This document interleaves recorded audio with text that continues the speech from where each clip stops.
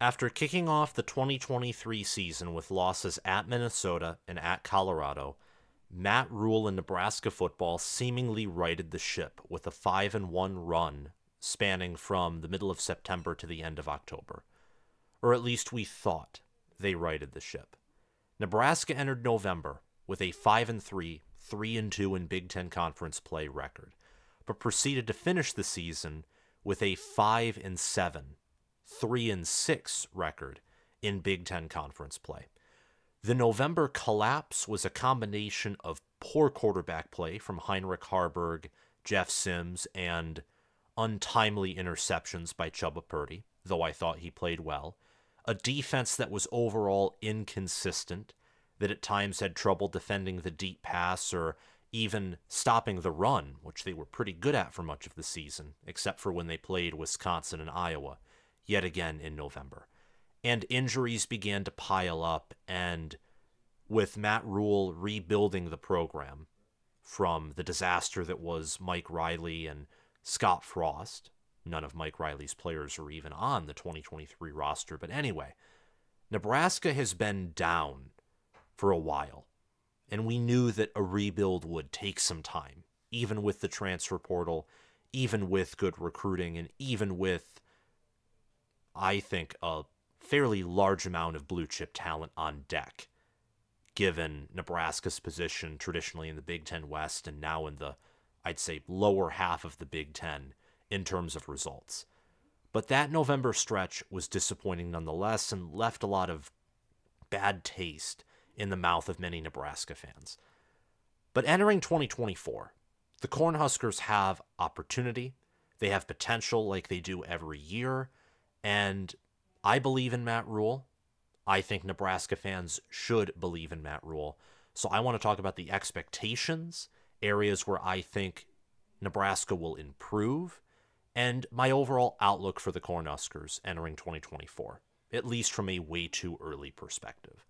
Welcome back, fellow football fanatics. It's your host, College Football with Sam. Before we dive any deeper, I just want to remind you all to hit that like button so we can get this video into the algorithm. Also, please hit that big red subscribe button to show your support for Big Red, whether you're a Nebraska fan or not. Even if you're a fan of one of Nebraska's rivals, it's good to have Nebraska football functioning at a serviceable level at the very worst and at an elite level at best. I think college football is better when Nebraska football is good, great, near elite, or elite. Plus, if you're an Iowa, Wisconsin, or Minnesota fan, what's the fun in beating a Nebraska team that isn't good? As a Michigan fan myself, I like when Michigan State and Ohio State are good because it fosters superior competition. So hit that subscribe button is the moral of the story, regardless of which fan base you're a part of, rather. And please click the notification bell so that you can get notified when I release more college football content. Lastly, please comment your way too early thoughts on Nebraska football for the 2024 season down below. And if you want to support the channel, please check out my Patreon page or my merchandise store via the links in the description and the links posted in and below in the replies to the pinned comment at the top of the comment section. Now, let's dive deep in. To circle back quickly to 2023, the Cornhuskers last season had the 13th best scoring defense, but the 123rd best scoring offense. They allowed 18.2 points per game, but only scored 18 points per game. Very similar to the Iowa Hawkeyes, except the Iowa Hawkeyes were good at winning close games, whether it was against Illinois, Nebraska themselves, Wisconsin. I could go on and on. The Big Ten West was full of teams, specifically Wisconsin, Iowa, and Nebraska last year, who had porous offenses that ultimately wasted anywhere from, I would say, great to elite defenses. Nebraska was no exception to that, and every other team in the Big Ten West had a terrible offense or an inconsistent offense, but those other schools who were not Nebraska, Iowa, or Wisconsin really had porous defenses. I'm specifically looking at you, Purdue, Illinois, Minnesota. And Northwestern was this weird exception. They actually finished with the best quarterback play and best overall offense, in my opinion at least, in the Big Ten West. Nebraska can't be in this position again entering 2024. They have to improve on the offensive side of the football, and more importantly, they have to improve in terms of wins and losses on the field and of fulfilling the potential that they have and reflecting that in their performance via their schedule. The 2023 team was a roller coaster for the Nebraska fan base, starting out 0-2, painfully losing to Minnesota, getting ground up, chewed up by Deion Sanders and spit out of his mouth like a bunch of tobacco. And then the 5-1 run that I mentioned earlier occurred. And Nebraska was able to run the football successfully. Their offensive line was improving. And the defense from the get-go we knew was improved. But we only got to know how good the defense was, I think, in later September, right before the Michigan game, and truly in October, when, the defense was just carrying the offense successfully, but they couldn't do it all season. And that's why 5-7 and 3-6 in Big Ten conference play happened. Jeff Sims entered the transfer portal. Heinrich Haarberg, after his performance, I don't think that he's fit to be a starting quarterback. There's going to be a lot that changes from the end of the 2023 season to kickoff of the 2024 season for Nebraska against UTEP on August 31st. And we will see some of those changes in the spring game, which takes place April 27th for the Cornhuskers. But we are still in January, and this really is a way too early opinion, way too early assessment. The transfer portal is slowing down, but it does take a lot of time to pour through these teams, get an idea of their depth chart, and really rank the position groups and rank all the teams across and make predictions. So what I want to start out with is the expectations, and then we'll take it out from there. Whether we go off on a tangent or not, we'll see, because there's a lot to talk about. But what should the expectations be for Nebraska entering the 2024 season? What, at the bare minimum, do we need Nebraska to do to call this a success, or at least a serviceable year, to not call it a disappointment? I would say three things. Number one, you have to go bowling. Number two, the offense just has to be better, especially at quarterback. And I think the latter portion of that's more of a guarantee with Dylan Raiola committing to Nebraska, and with him being a 5-star and having a much better arm, better accuracy, just a far superior passer to Heinrich Haarberg, Jeff Sims, and even Chubba Purdy, who also entered the transfer portal. But scoring offense, that portion is not a guarantee to improve, even with Dylan Raiola coming in. Is it a likely improvement? Yes, but there's coaching, there's the offensive line improving, there's running back staying healthy, there are the receivers in the transfer portal panning out, like Isaiah Nair and also Isaiah Garcia Castaneda coming back from injury. So health at wide receiver, tight end, really everywhere for the Cornhuskers.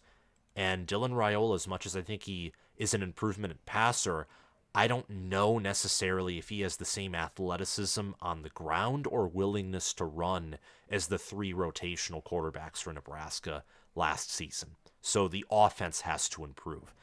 And most importantly, for the long run, Matt Rhule needs to continue recruiting and developing his ideal roster, which means in 2024, you want a better recruiting class. And you want to see these players get better week after week after week. You want to see backups and rotational players step up when injuries inevitably happen. Look at the national champions of the past 3 seasons. whether it's Georgia's defense still being elite when Nolan Smith gets dinged up for the rest of the season in 2022, whether it's Georgia rebounding from a disastrous loss in the SEC championship game in 2021, whether it's 2020 when Jalen Waddle gets injured for Alabama, but Devonta Smith steps up. I know he was a starter, but I think that still counts. You know, being a team is a part of being a team is stepping up and increasing your workload when your teammate, for a variety of reasons, can't work at the same capacity that he should be, or that ideally he should be, because injuries are not the fault of the player. Or even the 2023 national champion, the Michigan Wolverines. McCarthy not being healthy completely for much of November, and that took away his scrambling ability. Zach Zinner being out for games against Iowa, Alabama, and Washington. And defensively at the beginning of the year, Rod Moore and Will Johnson not being healthy. And yet, because all four of those teams that I mentioned starting in 2020, and we could go well before that, the national champions, which Matt Rhule has stated that he wants to win championships, and that obviously means that Nebraska competing or trying to compete for a national championship. Don't know if that's realistic or if that will happen, but that means building great depth. That means your backups and even your third stringers play at a great level and can play at a Power 5 level, can play 60 minutes of Power 5 football. And hopefully in 2024, Nebraska sees a team that responds well to adversity, a team that has physical and mental toughness, good strength and conditioning, and a staff that takes care of its players and that puts its players in the best possible position to win. Going bowling requires 6 wins. I don't know how the bowl landscape is going to look now that the New Year's Six Bowls are exclusively a part of the college football playoff. That's, on one hand, I guess, a bad thing, because that makes non-college football playoff games even more, a large portion of people would say meaningless, and I'm struggling to find another word besides meaningless, but what I guess I'll say is irrelevant in terms of a national scale. And, you know, opt-outs are going to be even more prevalent in those non-college football playoff bowl games, and they're already very prevalent now. But that also opens up doors for Nebraska, because in a 12-team playoff with 6 auto bids and 6 at-large spots, Nebraska no longer has to go 13-0 or 12-1 or even 11-2. They no longer have to reach their conference championship game or have a elite season to reach the playoffs. There's a way that they could go 10-2, suffer 2 losses, and reach the college football playoff. And while this season, I don't think we should be expecting Nebraska to even compete for a playoff spot, in the future, with the recruiting classes that Matt Rhule is bringing in, with the understanding that Nebraska is a blue blood program, and with the flashes that we saw from a 2023 team that was banged up, that I think was still mentally and physically busted from the Scott Frost era and from some unfortunate happenings, whether it was the coaching staff or roster's fault or not, in the 2023 season, I think that's reasonable in the, I would say, medium to long-term future to expect the Huskers to compete for a college football playoff spot. And expanding the playoff makes that more doable. So for this season, get to a bowl game, improve the offensive side of the ball, maintain the defensive side of the ball and the excellence that it had, and continue to develop the roster and be a team that is able to hit back, that has counterpunches, and a team that, when the injuries inevitably happen, because injuries are inevitable, they're a part of the game, the roster and the backups can step up and fulfill their assigned roles. I think that the Huskers will improve in specific areas, in areas that I think are necessary, in other areas where it's just a continuation of what we saw from last year. An example of this is the rush offense. Nebraska in 2023 in spite of what was a porous Iowa level, Iowa, Brian Ferentz, he who shall not be named level offense. The Huskers ran for 176.8 yards per game, 1.3 rushing touchdowns per game, and they averaged 4.4 yards per carry. At one point, they were, even taking stats out of it and trying to look at it objectively, adjusting for schedule and opponents, they looked like one of the better rushing attacks in the Big Ten, up there with Michigan and up there with Penn State. Now, I think that Michigan, Penn State, Ohio State when healthy, and some other teams, namely I think Wisconsin when healthy, and Minnesota, again when healthy. A lot of when healthy, which is interesting given that the Big Ten has a reputation for having good strength and conditioning. But then again, injuries are a part of the game, and we see that all around. Could have had better rushing attacks than Nebraska because all those aforementioned schools on average had better offensive lines. And offensive lines make up a great chunk of the ground game. They make up a bigger chunk of the ground game than they do the passing game. But with returning depth, the offensive line returns all of their starters, and they add Micah Mazkua from the transfer portal. Started at Baylor in 2022 and Florida at 2023 on the offensive line. He's a good offensive guard, sizable, serviceable. I think he was maybe honorable mention SEC, maybe was a part of the All Big 12 team. I know that he was highly rated in the portal when he committed to Florida. He was a 4-star in the transfer portal. He's only a 3-star in the 2024 transfer portal cycle, committing to Nebraska. But the returning depth at offensive line and the additions there, and also at running back, Nebraska will be getting Ramir Johnson and Gabe Ervin back. Dante Dowdle, former 4-star Oregon signee, he's transferring to Nebraska. And Emmett Johnson, who rushed for 410 yards and started 6 of the final 7 games, he's coming back. Dowdle is 6'2", 210 pounds. Gabe Ervin Jr. is 6 foot 220 pounds.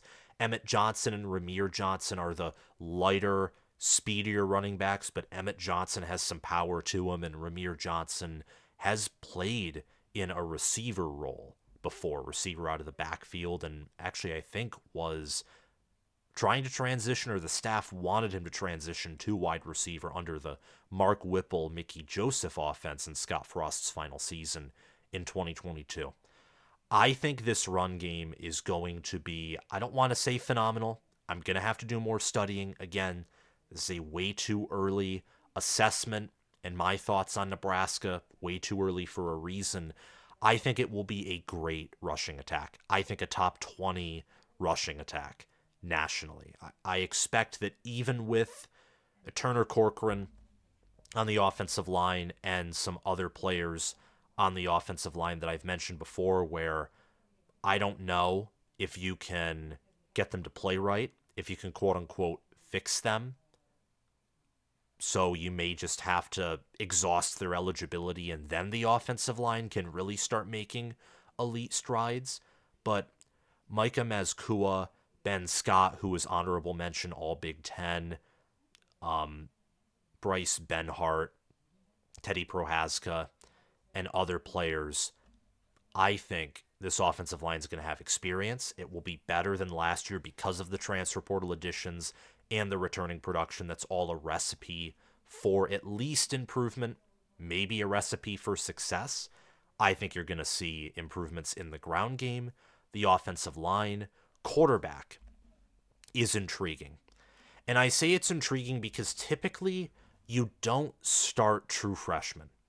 But I think that's part of the reason why Raiola, along with having his uncle coaching for Nebraska and him being a legacy recruit for the Huskers and having ties there, I think that was part of the reason why he committed. Because he knew that he was going to have to sit on the bench and be developed at Georgia for probably 2 seasons, if we're being honest, if not potentially more. Georgia, even with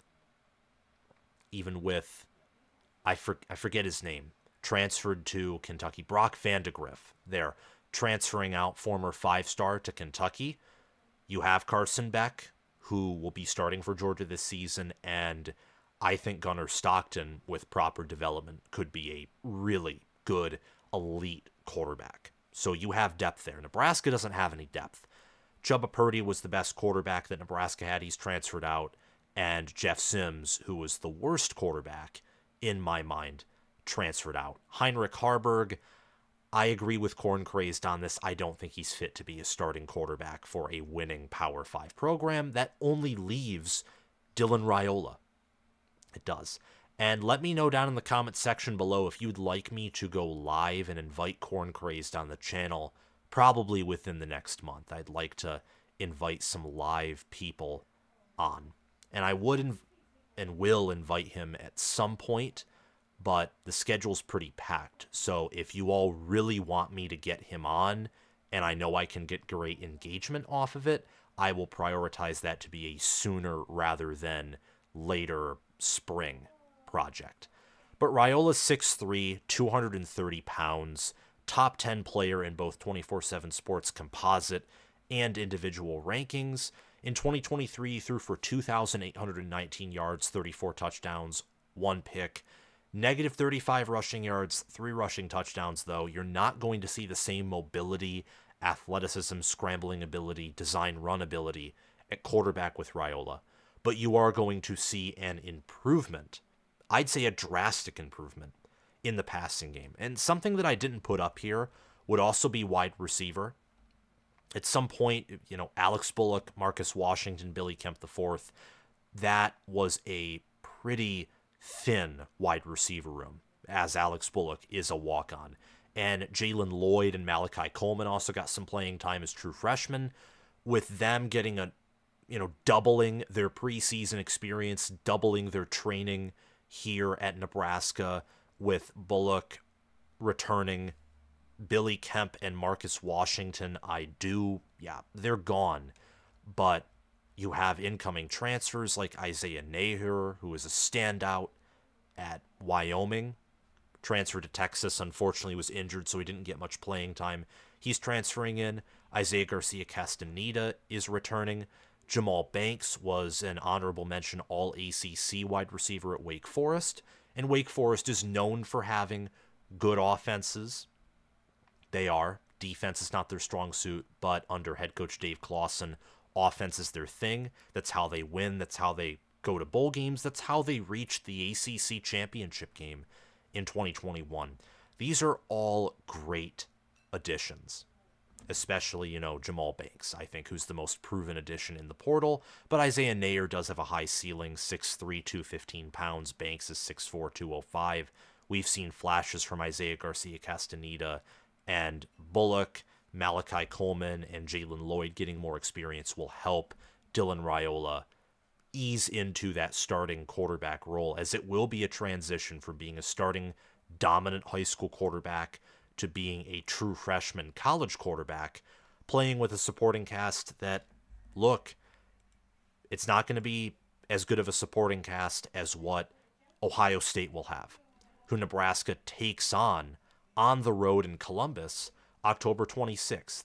It probably won't be as good of a supporting cast overall, and mainly when I talk about supporting cast, I mean the offensive line, as that's who snaps the ball to the quarterback and protects him when he's trying to pass, or protects him when he's trying to design run or scramble, etc.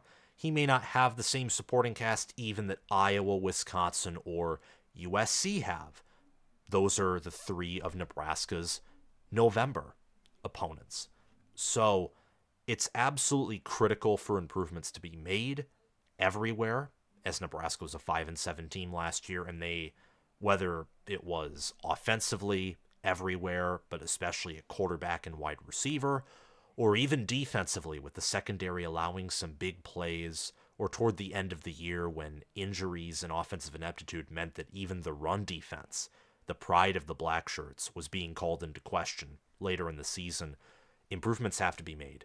But I think especially on offense, we will see improvements at quarterback, on the offensive line, in the rush offense, and the wide receiver room. So overall, my 2024 outlook, I think, is positive. I think Nebraska is improving. They're bringing in the 23rd overall 2024 recruiting class with 35 total commits. They returned much of their 2023 production. We will see if that bodes well. Production can sometimes be an overrated statistic. A good example of this that I like to point to is 2022 Michigan State. They statistically returned most of their production from a 2021 team that, with Kenneth Walker, went 11-2 and won the Peach Bowl. But due to questionable coordinators and due to the fact that most of their returning production was from their average to below average players, mainly on defense, particularly at secondary and at parts of the offensive line and at quarterback, they're good players for the most part outside of what that season I expected to be Jacob Slade, Simeon Barrow, Peyton Thorne, and Trey Mosley and Jaden Reed and Keon Coleman, but they lost Speedy Naylor at wide receiver. They lost Connor Hayward at tight end. And most importantly, they lost Kenneth Walker at running back. Many of their good to, in the case of Walker, elite players left. The bad ones returned. So even though their returning production was high, you have to look deeper than just the base numbers. It's like the difference between GDP and real GDP. Statistics can sometimes be deceiving. You really have to look in depth, and some statistics are more important than others. But on a broad level, they return much of their 2023 production, and the parts where they lost production, like quarterback, for example, well, that was horrible anyway. You can't get much worse than what Nebraska had at quarterback. They had worse quarterback play than even Deacon Hill at Brian Ferentz-led Iowa, which is just outer-worldly. So you don't care that you lost production there. You return production on the offensive line, which was physical and better than any Scott Frost offensive line that I have seen. You return production at tight end with Thomas Fidone, who had a good season when he was finally healthy. Production is returned and also added to at receiver and running back. Running back being an area of greatness, an area where we can look back on and say that that room had success despite adversity in 2023. And on defense, Nick Henrich and Luke Reimer are gone, but Nash Hutmacher, the polar bear, he returns on the defensive line. Ty Robinson returns on the defensive line. Chief Borders and MJ Sherman return at linebacker.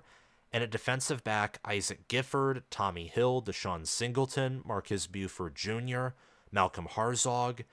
There's so much returning production in so many spots that had potential or that consistently played well, that did the right things, that I err on the side of this returning production being beneficial and being real returning production rather than fake or discouraging real production. The only area where I would say this returning production could be fake is along the offensive line.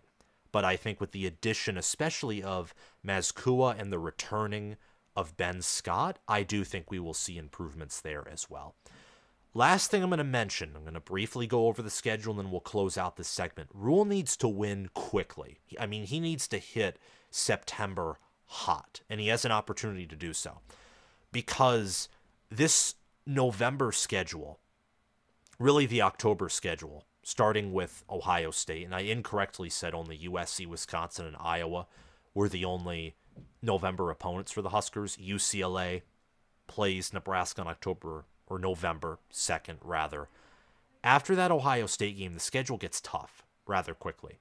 And while there is opportunity in a schedule that from kickoff to the first bye week is UTEP August 31st, Colorado September 7th, Northern Iowa September 14th, Illinois September 21st, 4 straight home games, at Purdue September 28th, and hosting Rutgers October 5th, there are losable games in there. Colorado is a losable game. Illinois, Purdue, Rutgers are losable games. Seeing that Nebraska's coming off of a losing record and they weren't that much better than any of those 4 teams that I mentioned. In some cases, in the case of Rutgers and with the case of Colorado, at least in the beginning of the season, they were worse than those teams.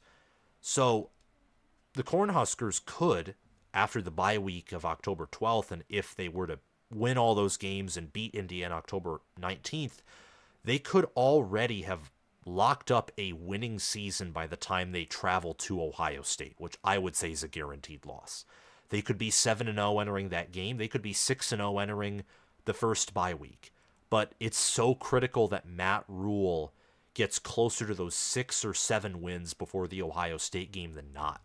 Because that Ohio State game could temporarily throw a cog or break the team for the rest of the season, because blowouts can do that. And with how much Ohio State's returning and how good they are under Ryan Day, it wouldn't shock me if they just pancaked Nebraska right out of the gate and won by 4, 5, 6, or even 7 touchdowns. Wouldn't shock me one bit. And after that, a home game at UCLA could provide some trouble, but more importantly, after the November 9th bye week, a road game at USC November 16th, that could be problematic, and a home game against Wisconsin the 23rd, and the rivalry game at Iowa Friday, November 29th. Those are going to be tough games. So it's so important that Rhule stacks wins early while the schedule is light, while there is opportunity against these teams like UTEP, Colorado, Northern Iowa, Illinois, Purdue, Rutgers, and Indiana. All of those teams have less talent overall than Nebraska does.